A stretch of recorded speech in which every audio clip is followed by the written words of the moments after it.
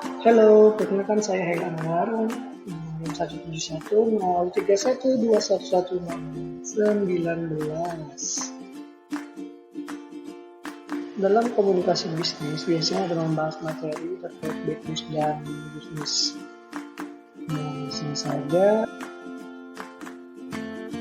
pengertian bad news adalah penyampaian pesan-pesan bisnis yang tidak menyenangkan dari seorang kepada pihak lain dengan menggunakan media tertentu baik secara lisan maupun tulisan. Pesan-pesan bisnis yang tidak menyenangkan memiliki bentuk yang sangat bervariasi, seperti bad news yang berkaitan dengan produk, pelayanan ataupun jasa, dan pekerjaan. Dalam penyampaian pesan-pesan bisnis yang bersifat negatif secara efektif, perlu diperhatikan bagaimana sih reaksi audiens dalam menerima pesan-pesan bisnis yang kurang menyenangkan bagi mereka dan cenderung berdampak psikologis bagi para audiens atau penerima pesan. Sangatlah bervariasi antara individu satu dengan individu lainnya dalam dunia bisnis. Reaksi audiens ketika menerima pesan-pesan bisnis yang kurang menyenangkan bisa diekspresikan dalam berbagai bentuk, seperti kecewa, bisa marah, menangis, bisa jengkel, menung, lusuh, lemah, letih, lelah, dan sejenisnya. Itulah yang mereka tanggapi terhadap situasi yang kurang menyenangkan. Ada dua pendekatan organisasional yang dapat diterapkan untuk memesan pesan-pesan yang mempunyai dampak tidak menyenangkan bagi audiens, yaitu perencanaan tidak langsung atau indirect planning merupakan pendekatan yang paling familiar atau lazim digunakan dalam penulisan pesan-pesan yang mempunyai dampak tidak menyenangkan atau berdampak kurang baik bagi para audiens, bisa juga disebut sebagai bad news. Dalam dunia bisnis, pendekatan tidak langsung seringkali digunakan untuk menyampaikan pesan-pesan bisnis yang berdampak kurang baik atau kurang menyenangkan bagi audiens. Contohnya adalah ketika manajer melakukan pemutusan atau PHK, atau juga memberikan peringatan atau teguran kepada karyawan yang tak disiplin dalam pekerjaannya selama di organisasi yang diemban.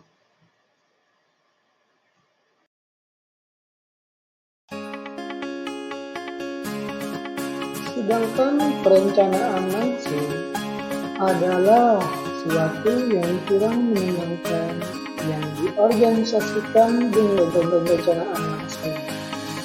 Juga bisa disebut direct plan, yang akan diawali dengan suatu pernyataan bad news, hingga selanjutnya diikuti dengan berbagai alasan yang mendukung dan diakui bentuk yang bersahabat serta tetap memberikan pesan positif.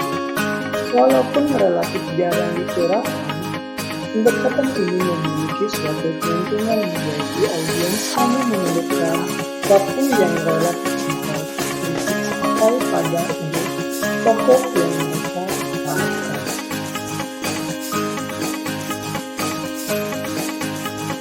Suatu pendekatan organisasional perencanaan langsung dapat diterapkan jika penerima pesan lebih menyukai pesan langsung di poin yang dituju.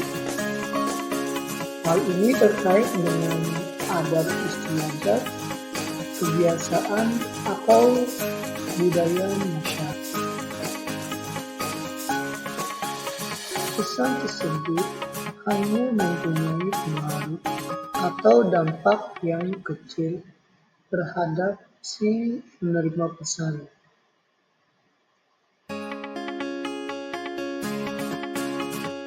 pesan tersebut disampaikan secara empati.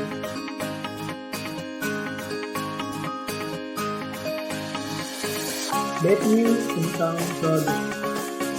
Jumlah produk yang beredar dan dikonsumsi para pelanggan sangat banyak dan bervariasi.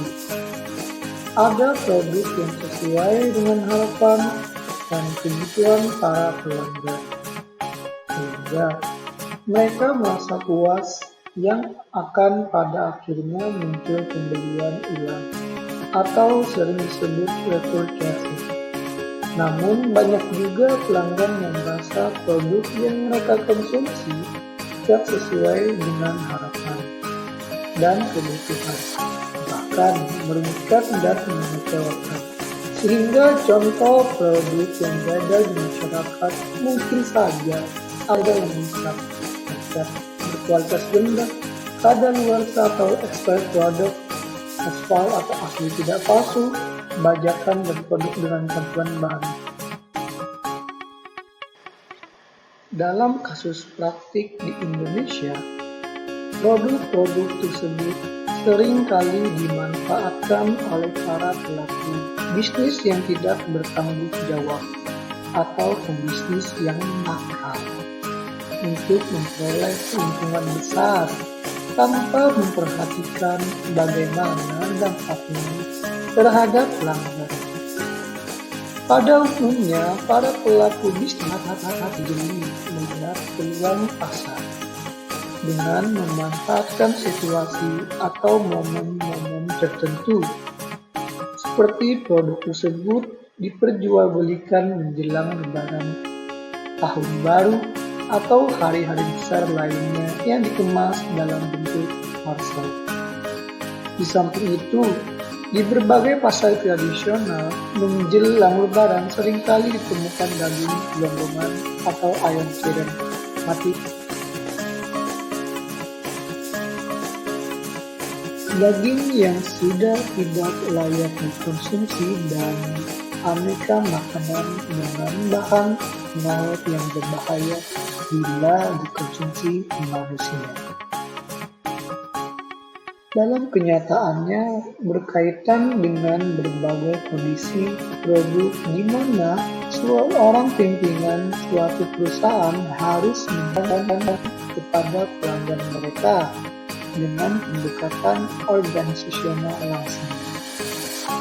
Perusahaan harus mampu menimbang-nimbang keunggulan ataupun kelemahan masing-masing dari pendekatan tersebut yang akan pimpinan ambil.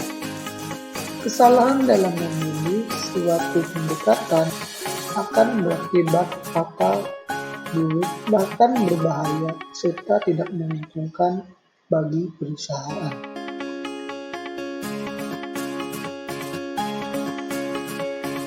Penolakan kerjasama. Adapun apabila seorang meminta informasi atau investasi dalam suatu kegiatan tertentu, sementara itu Anda tidak dapat memenuhi permintaannya, Anda dapat menggunakan pendekatan langsung atau tidak langsung. Dalam dunia bisnis, menjalin kerjasama dengan pelaku bisnis lain merupakan hal yang seharusnya dilakukan untuk lebih memperkuat jaringan pemasaran suatu perusahaan. Namun, dalam praktiknya bisa saja terjadi penolakan kerjasama bila mana bentuk kerjasamanya merugikan pihak lain.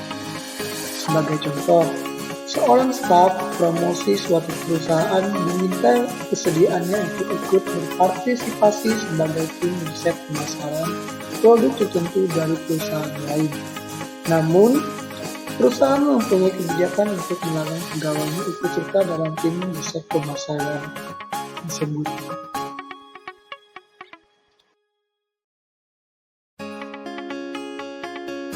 Ketika Anda ingin menyampaikan pesan bad news kepada pelanggan atau calon pelanggan Anda, Perlu diperhatikan bagaimana menjaga pelanggan itu agar tetap merasa baik dan dapat meneruskan pengembangan bisnis di kemudian hari. Oleh karena itu, ada 3 hal yang perlu mendapatkan perhatian. 1. Tetap bekerja sebaik mungkin demi terbentuknya suatu penjualan ulang. Bisa juga disebut sebagai research. 2. Tetap menjaga instruksi atau informasi tambahan sejelas mungkin. 3. Tetap optimis, percaya diri, sehingga penerima pesan tidak kehilangan minat.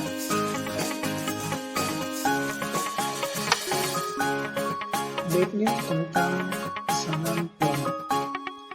Ada beberapa alasan mengapa perusahaan menyampaikan pesan-pesan bad news tentang pesanan atau orders produk. Dalam kaitannya dengan penulisan bad news kepada pelanggan atau e-commerce, paling tidak ada jenis bad news yang dapat disampaikan kepada pelanggan, yaitu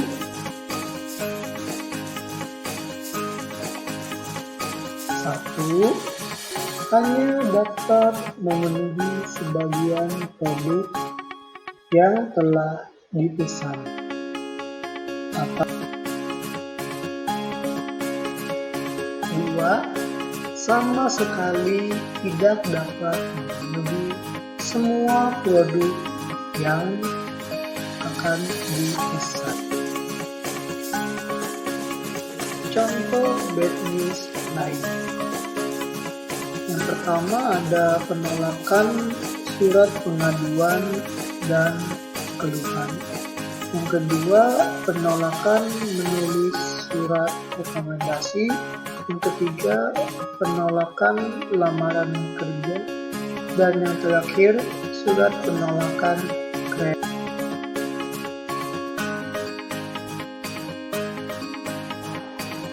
Pesan-pesan good news. Good news adalah suatu perasaan positif yang dapat mendorong orang untuk menjaga hubungan bisnis. Sebagai contoh dari good news, ada 2 ya. Yang pertama, ucapan selamat atau congratulations, dan yang kedua,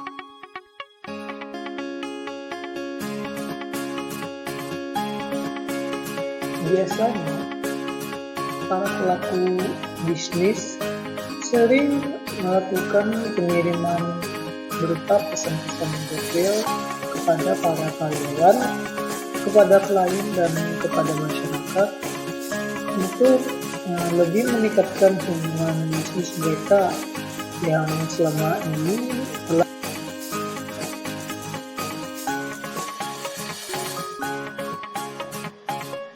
contoh good news. Yang pertama ada good news tentang pekerjaan.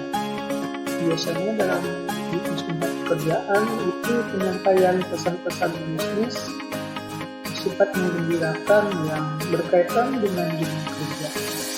Antara lain memberikan promosi, jabatan, dan penghargaan kepada para karyawan yang telah berprestasi. Yang kedua, good news tentang produk. Good news yang berkaitan dengan produk yang disediakan oleh produsen untuk menarik pelanggan merupakan salah satu bentuk kegiatan promosi bisnis yang harus dilakukan dalam menghadapi situasi persaingan bisnis yang sangat tertutup.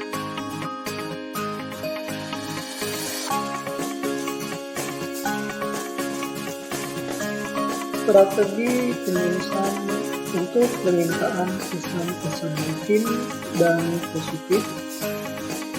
Pengorganisasian permintaan pesan-pesan rutin dan good news. Dan dunia bisnis pada dasarnya memiliki pola yang hampir sama dengan menggunakan pendekatan langsung, atau juga bisa dikatakan sebagai pendekatan deduktif.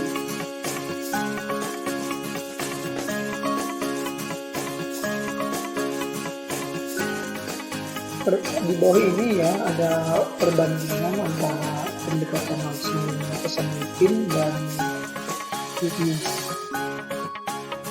Pesan rutin bisa juga disebut dengan time message. Di bawah ini ada membahas tentang pembukaan ya. Sambil pembukaan itu ada pernyataan ide pokok atau main ide pokok.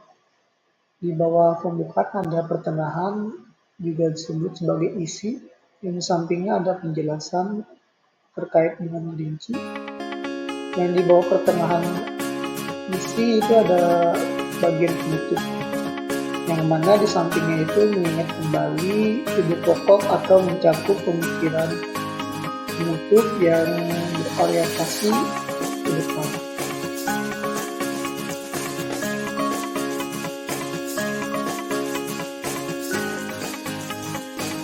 Di bagian penutup itu membahas terkait pernyataan ide pokok di bagian pembukaan. Sedangkan di bagian isi untuk good news itu pertengahan atau isi membahas tentang penjelasan rinci. Sama ya dengan pesan rutin juga membahas tentang penjelasan rinci. Sedangkan good news dan bad news di bagian penutup itu ada sedikit perbedaan ya. Kalau di good news itu mengingat kembali good news atau mencakup pemikiran penutup yang berorientasi ke depan. Sedangkan pesan rutin mengingat kembali ide pokok. Jadi letak perbedaannya itu ada mengingat di bagian ide pokok dan good news. Hanya itu saja.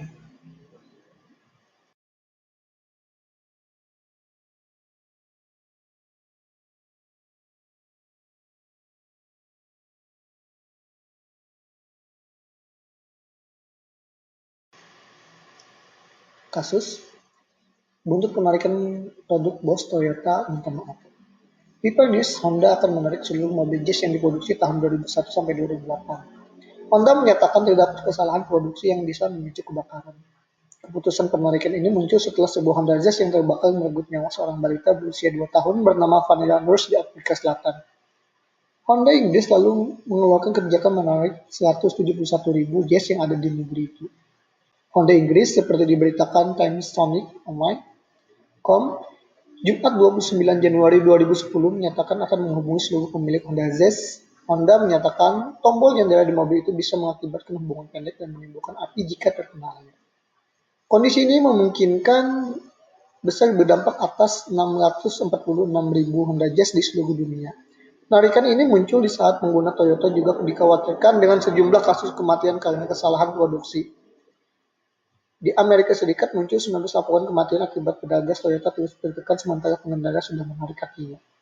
Tokyo 31 Januari 2010, Presiden Toyota Motor Corporation Akio Toyoda Sabtu tanggal 30 bulan 1 menyatakan meminta maaf kepada para pemilik mobil keluaran pabrik tersebut. Menyusul penarikan mobil Toyota terkait permasalahan pedagang di mobil tersebut, pernyataan orang nomor satu di Toyota itu merupakan yang pertama kalinya setelah serangkaian penarikan kembali produk Toyota di Amerika dan Eropa sepanjang tahun 2010 bulan Januari. Kami meminta maaf karena telah membuat konsumen merasa khawatir, papar Toyota yang tengah menghadiri World Economic Forum di Davos, Swiss itu kepada reporter NHK seperti dikutip Associated Press. Cucu pendiri Toyota itu menyatakan, kini perusahaannya tengah melakukan investigasi atas kasus tersebut dan berusaha secepatnya memperbaiki dan mencari jalan keluar bagi para pemilik mobil. Sementara Mike Max, juru bicara Toyota, menyatakan Toyota telah menerima masukan dari pemerintah Amerika Serikat, National Highway Traffic Safety Agency (NHTSA) Sabtu tanggal 30 bulan 1, namun ia telah menyebutkan masukan seperti apa yang diberikan tersebut. Kendati demikian, Toyota menyatakan pihaknya telah mulai mengirimkan pedal baru karena dialog untuk mengganti pedal yang dinyatakan bermasalah. Pabrikan ini juga menyebutkan pedal gas yang ada di mobil Toyota tersebut tidak semuanya bermasalah. Disebutkan pula, selain buatan pabrikan Jepang, pedal yang dipasang di mobil Toyota itu diproduksi oleh pabrikan Amerika yaitu CTS Corporation. Pedal yang diproduksi di Densos, pabrikan Jepang, ternyata berfungsi, baik itu sumber dari sebuah dealer Toyota di Amerika, yang pasti perbaikan akan segera dilakukan dan ini telah mendapat persetujuan dari MTHSA. Ujar sumber tersebut seperti diketahui pada pekan kedua Januari, Toyota telah menarik 2,3 juta unit produknya di Amerika.